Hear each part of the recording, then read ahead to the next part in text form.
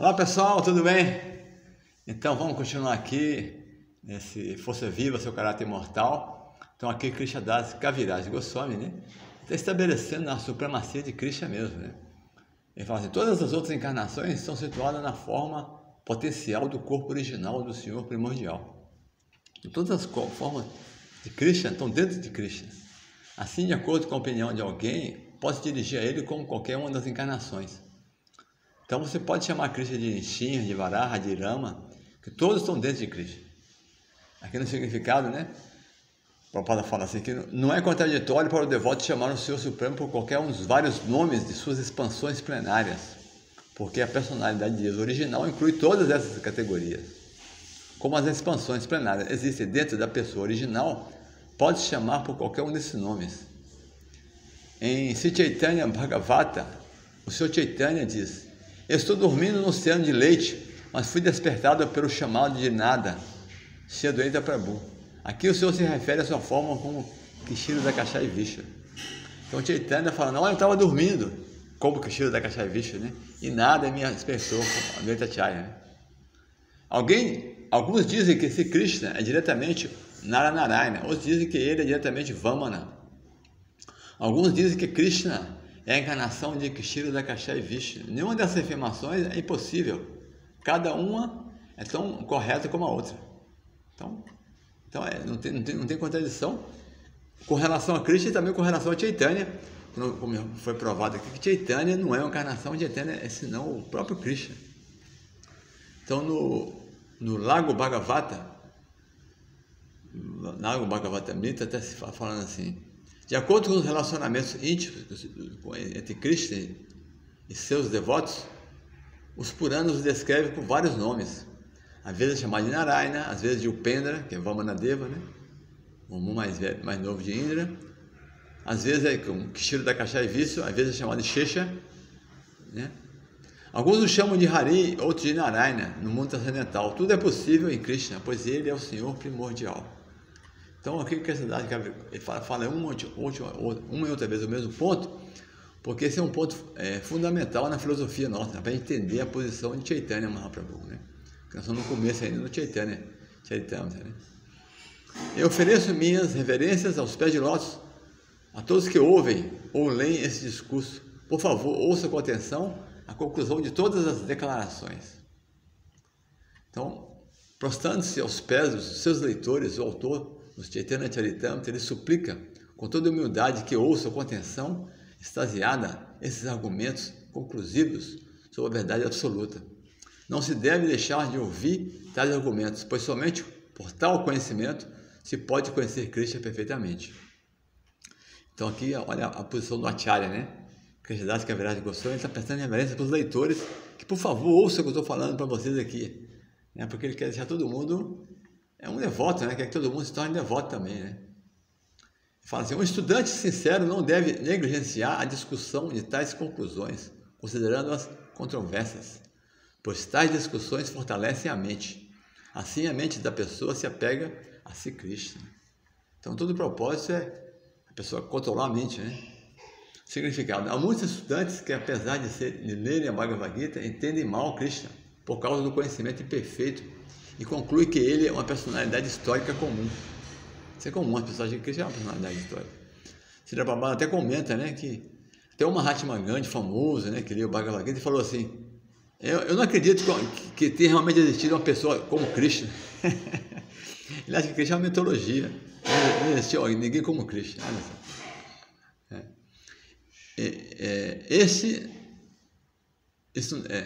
Deve-se ser particularmente cuidadoso para entender a verdade sobre Krishna. Se por causa da preguiça não se chega a conhecer Krishna de forma conclusiva, será se equivocando quanto ao culto da devoção. Se você não chegar a entender Krishna, você vai duvidar da devoção a Krishna, né? Como aqueles que se declaram devotos avançados e imitam os sintomas transcendentais, às vezes observadas nas almas liberadas. São chamados sarrades, né? As pessoas que não têm um avanço espiritual, mas eles querem o prestígio de uma alma avançada e ficam imitando os sintomas, né? Embora o uso de pensamentos e argumentos seja o processo mais adequado para induzir uma pessoa não iniciado a se tornar um devoto, os neófitos no serviço devocional devem sempre compreender Krishna alertamente, com atenção, né? Através da visão das escrituras reveladas, dos devotos fidedignos e do mestre espiritual. Então, por isso que sem a guia do mestre espiritual é impossível nós trilharmos esse caminho da devoção, porque fatalmente nós seremos desencaminhados. Tem muitos pseudos gurus, escrituras e mesmo em vez de Prabhupada nós vemos, né? Algumas pessoas falam que o Prabhupada foi envenenado, por exemplo. Falta de compreensão, né? Que é isso, aquilo, que o Prabhupada falou que nós nunca tivemos com Krishna. Outros falam que o Prabhupada nunca deu o Raganuga. Especulações, né? Porque não conhece o Prabhupada mesmo, né? Assim, não conheceu o Prabhupada a fundo. O Prabhupada tinha um desejo intenso de levar todo mundo para o mundo espiritual. Então, as pessoas que não conviveram com o Prabhupada intimamente, às vezes não entendem. Então, nós temos que estar sob a guia de um mestre espiritual autêntico para não nos desviarmos dessas especulações filosóficas, né? A menos que se ouça sobre Krishna de tais autoridades, não se pode avançar na devoção a Krishna. As escrituras reveladas mencionam 9 meios de alcançar o serviço devocional, dos quais o primeiro e mais importante é ouvir da autoridade. Então, ouvir, Shrava, né, o mais importante, né? A semente da devoção não pode brotar a menos que seja regada pelo processo de ouvir e cantar. Deve-se receber submissamente as mensagens transcendentais de fontes espiritualmente avançadas e cantar as mesmas mensagens para o seu próprio benefício, bem como para o benefício de sua audiência.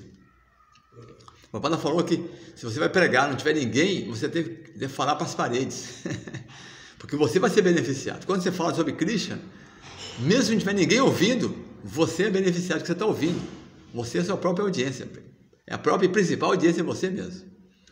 Quando Brahmasi descreveu a situação dos devotos puros, livres de filosofia empírica e de atividades fruitivas, ele recomendou o processo de ouvir pessoas que estão no caminho da devoção.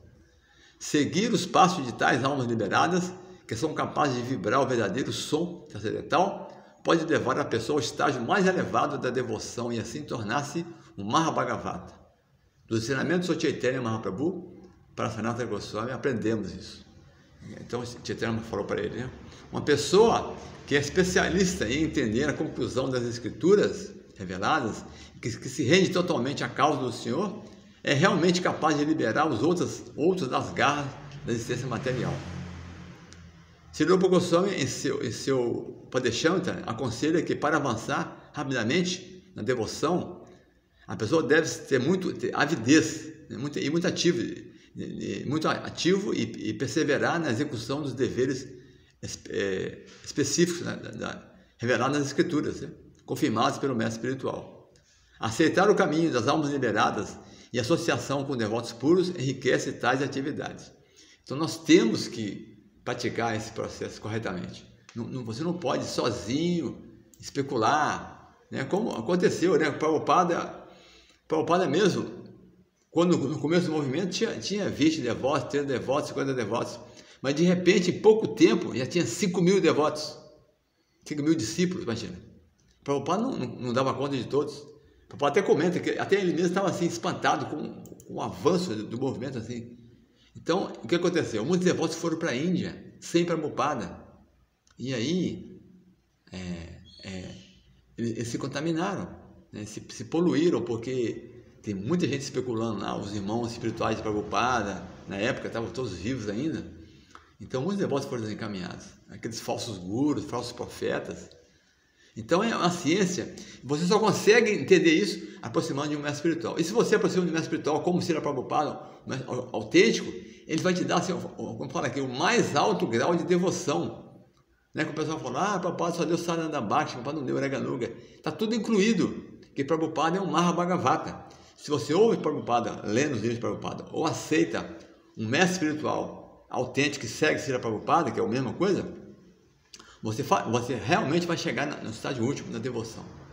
Tá bom? Vamos continuar falando sobre isso no próximo vídeo.